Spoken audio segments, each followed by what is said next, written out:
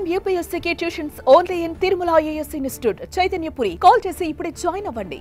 Betting apps promotion కేసులో పంజాగుట్ట పిఎస్లో నటి శ్యామల విచారణ ముగిసింది. ఇవాళ ఉదయం 9 గంటల నుంచి దాదాపు 3.5 గంటల పాటు శ్యామలను పంజాగుట్ట పోలీసులైతే విచారించారు. ఇక విచారణ అనంతరం శ్యామల మీడియాతో మాట్లాడింది. ఇకపై బెట్టింగ్ యాప్స్ ప్రమోషన్ చేయబోనని చెప్పింది. బెట్టింగ్ యాప్స్ ప్రమోషన్స్ చేయడం తప్పని, నష్టపోయిన వారెవరైనా ఉంటే ఆ లోటు తీర్చలేనని చెప్పారు. బెట్టింగ్ యాప్స్ అంశం కోర్టు పరిధిలో ఉన్నందున ఎక్కువగా మాట్లాడలేనని చెప్పింది. చట్టాలపై నమ్మకం ఉందని, పోలీసుల విచారణకు సహకరిస్తానని తెలిపింది నటి శ్యామల.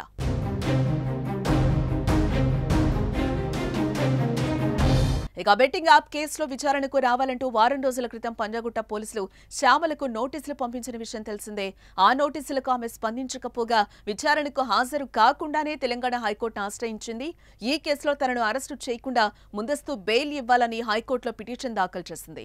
క్వాష్ పిటిషన్ కూడా దాఖలు చేయడంతో హైకోర్టు విచారించి ముందస్తు బెయిల్ నైతే మంజూరు చేసింది. యాంకర్ శ్యామలను అరెస్టు చేయొద్దని నోటీసులు ఇచ్చి విచారించాలని పంజాగుట్ట పోలీసులను ఆదేశించింది.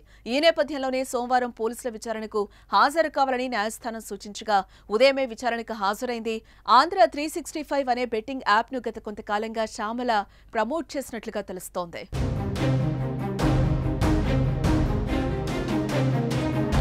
మరోపక్క ఈ కేసులో టేస్టీ తేజ, కానిస్టేబుల్ కిరణ్, విష్ణుప్రియ, రీతూ చౌదరిని పోలీసులు విచారించారు. విష్ణుప్రియ, రీతూ చౌదరి మార్చి 25న మరోసారి ఎంక్వైరీకి రానున్నారు. వీరితో పాటు సన్నీ యాదవ్, అజయ్, సుధీర్ ఎప్పుడైనా విచారణకు హాజరయ్యే అవకాశం ఉన్నట్లుగా తెలుస్తోంది. హర్షసాయి, ఇమ్రాన్ ఖాన్ ఇంకా పోలీసులకు అందుబాటులోకి రాలేదని సమాచారం.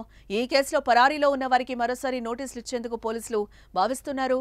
అటు మియాపూర్ పోలీస్ స్టేషన్లో నమోదైన కేసులో విజయ్ దేవరకొండ, రాణా దగ్గుబాటి, ప్రకాష్ రాజ్, మంచులక్ష్మి, నిధి అగర్వాల్, ప్రణీత, అనన్య నాగళ్ల, శోభా శెట్టి, సిరి హనుమంతు, శ్రీముఖి సహా పంజాగుట్ట పిఎస్లో విచారణ ఎదుర్కొంటున్న 11 మంది పైన కేసు నమోదు కాగా ఈ ఎంక్వైరీ ఇంకా మొదలు కాలేదు. మొదట బెట్టింగ్ యాప్స్ నిర్వాహకులు, మీడియేటర్లను విచారించిన తర్వాత సెలబ్రిటీలను విచారణకు పిలుస్తారని తెలుస్తోంది.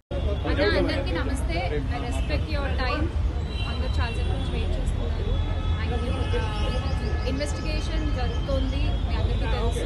విషయం కోర్టులో ఉంది. సో దీని గురించి ప్రస్తుతము మాట్లాడడం అన్అఫీషియల్ అవుతుంది. ఆ విషయం నాకంటే బాగా మీకే తెలుసు. సో డెఫినెట్గా మేము ఇన్వెస్టిగేషన్కి కోఆపరేట్ చేస్తున్నాము.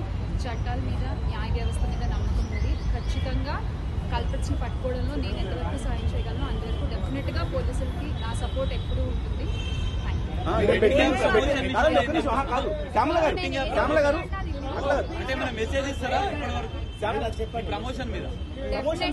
డెఫినెట్ గా ఇది తప్పు. అండ్ ఆ కుటుంబాలకు ఎవరైతే నష్టపోయారో వాళ్ళకు కూడా ఖచ్చితంగా ఆ లోటు ఎవరు తీర్చలేనిది.